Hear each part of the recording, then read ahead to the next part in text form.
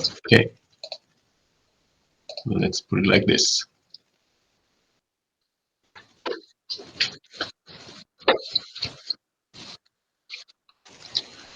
Thank you for the introduction and thank you for having me here. I want to present some work on the modeling side of this workshop. Together with my supervisor, Simone Göttlich, we are working on hyperbolic partial differential equations and their applications, and especially, or one example could be traffic modeling, and this is what I want to present to you here with some extensions to uncertainty quantification. But maybe first focus on how we can model traffic flow, and we want to do this on a macroscopic scale, which means that we are not really interested in modeling individual vehicles, but are rather interested in some zoomed out point of view where we consider traffic density as the object of interest, which means that in areas where vehicles are closer together, density is high, and where there's more space between vehicles, density is low. And this traffic density can be described by some quantity rho, which is a function in space and time.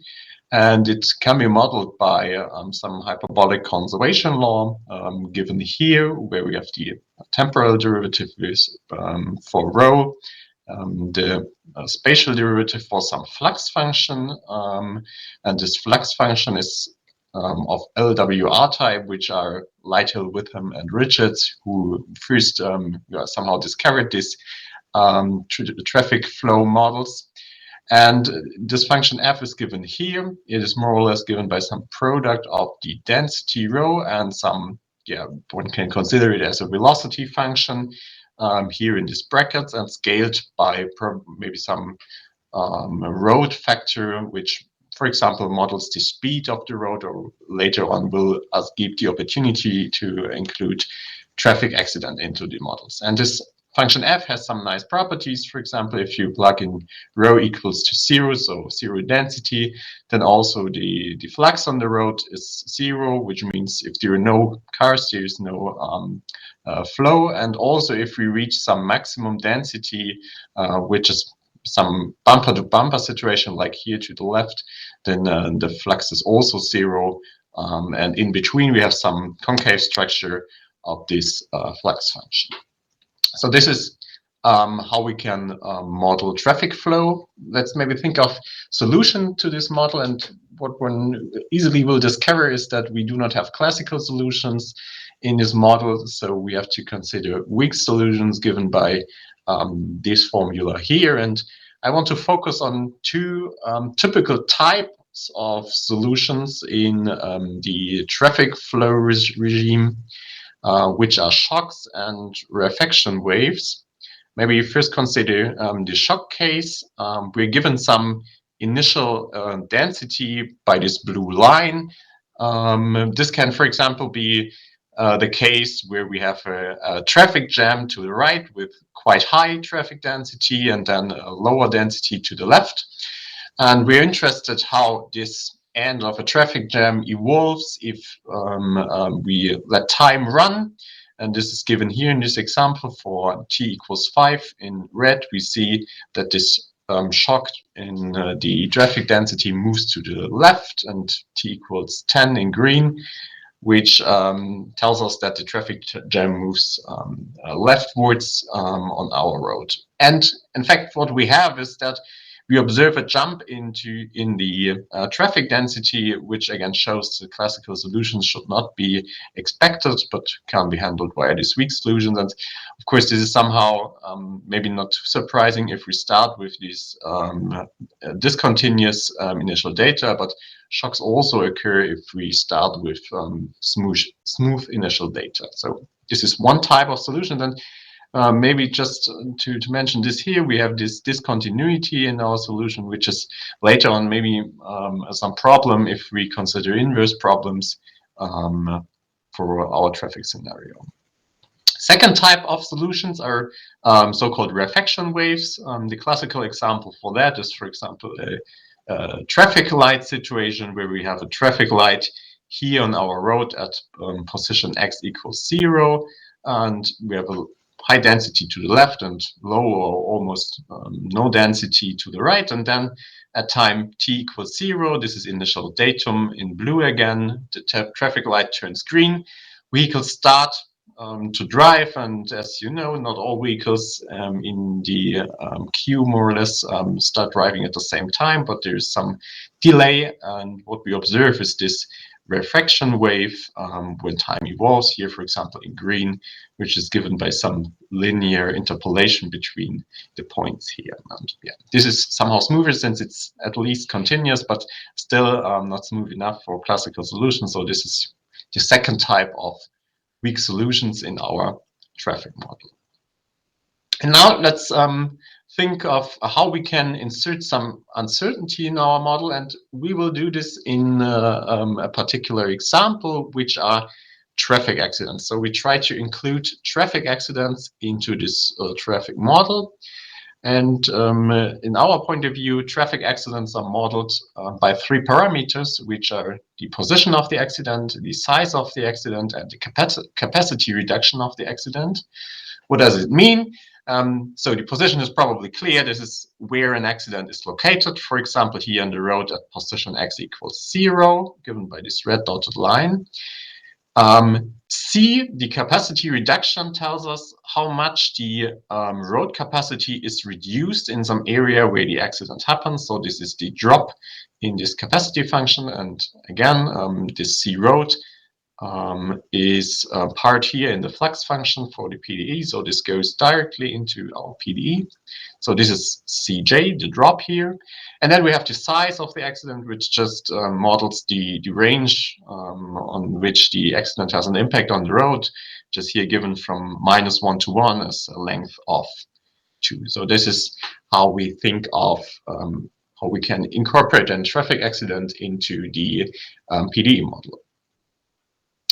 And then you might ask, okay, you now know how to put this function C into the PDE, but how do we choose the parameters P, S, and Z? Is there some idea? And of course, as you might expect, they are somehow uncertain, or one can model them as uncertain. One can use some traffic flow dependency or density relation to determine the parameters. One could also use some statistical models from historic data to determine the parameters. But just for all, we have uncertainty into the model. And just to give you a brief example, one example where I can show you how this can look like, we consider the following scenario where we have exactly one accident in our model, and we fix the position and the accident size as before, which was position at x equals 0 and the size of 2, such that the accident ranges from -1 to 1. But let's keep the capacity reduction, so the amount, how much the capacity function drops, somehow uncertain. And now we want to investigate how our density evolves if a C is uncertain.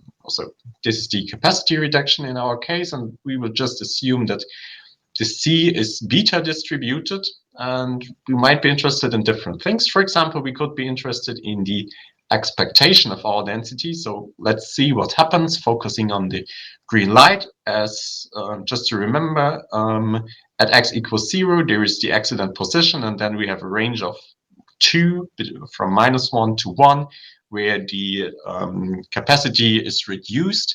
And what we observe following the green curve, which is the mean density, is that we have an increase just left to the x equals -1 due to the fact that the capacity is reduced afterwards, and not all vehicles are able to pass our accident size. We see this increase to the left. And to the right of our accident, we see that the density drops, which is also due to the fact that vehicles have not been able to pass our accident site, and we observe lower densities. Apart from the mean, one can also consider different quantiles of our densities. For example, the median, which is just the 0.5 quantile, or also quantiles of 5 or 95% of our density, dependent on the uncertain parameter of the capacity reduction. And what we see is that there are areas where density is quite uncertain. For example, here at the position of x equals -2, where density might take a wide range of values. But there are also other areas, for example, here to the left, where there's almost no uncertainty in our traffic model in this particular example. So we were able to somehow describe how the uncertainty in C has an impact on our traffic density.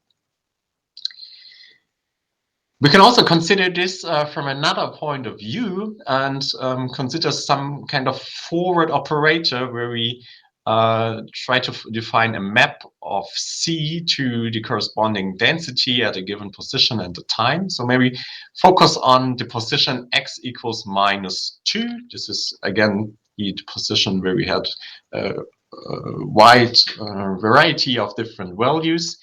And we're interested in which values does our density take if we choose different values of our capacity reduction. And focusing on this red curve, is what we observe is that it's partly constant here up to a level of somewhat 0.35, and then jumps as discontinuity and then further increases to a level around 1 if the capacity reduction increases, which means that the larger the capacity reduction, also the larger we have to expect the density at the position x equals -2.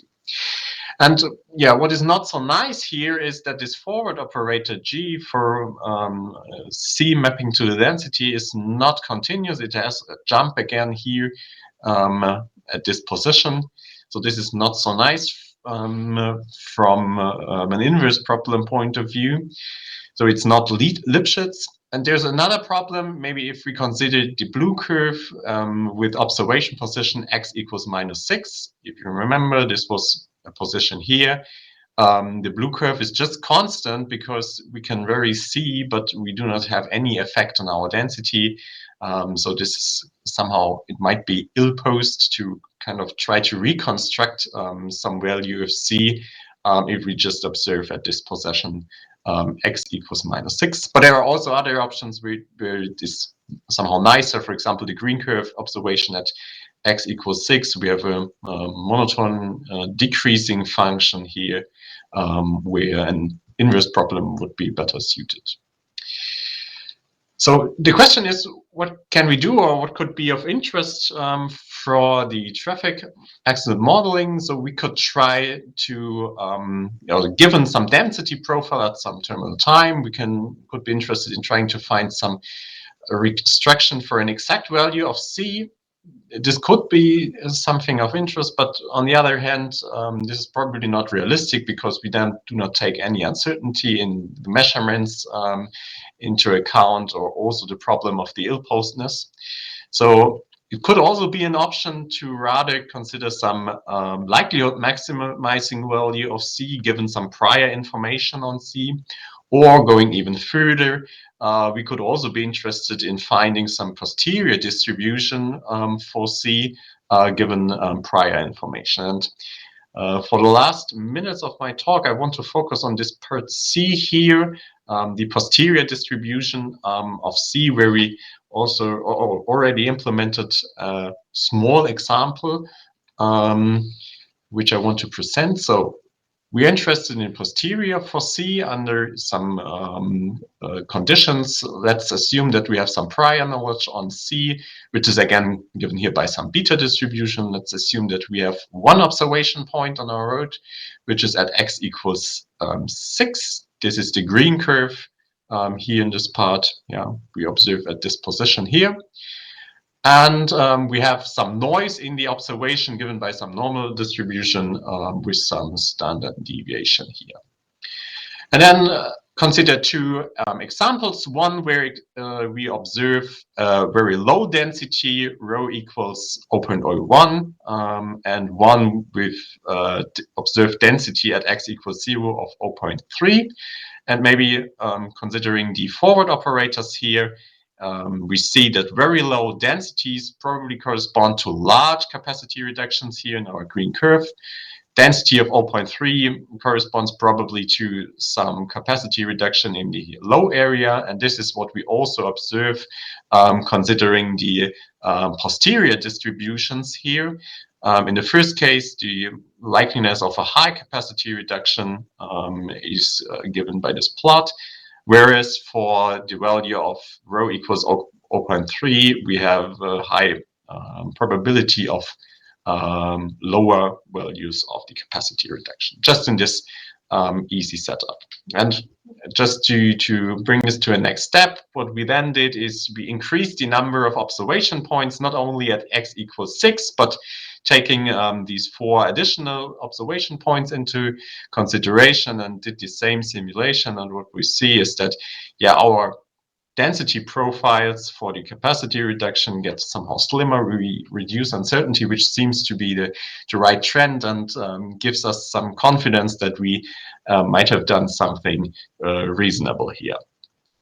But if we, this is something like an outlook for us, if we continue our investigations, especially considering the second point, if we increase the dimension of our uncertain parameters, which means not only considering C as an uncertain quantity, but maybe also the accident position sizes, or also initial conditions in our traffic model, we get to the borders of our abilities, and therefore we are interested in more efficient sampling techniques in this regard.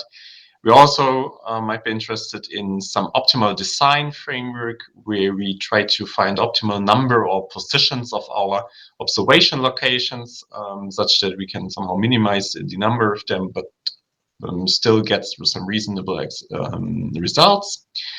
And what could also be interesting to consider is a model hierarchy on our traffic flow models, also taking into consideration microscopic traffic models, and to see whether there's a connection between the maximum likelihood estimators or posterior distributions on the microscopic scale when sending the number of vehicles to infinity compared to our microscopic framework.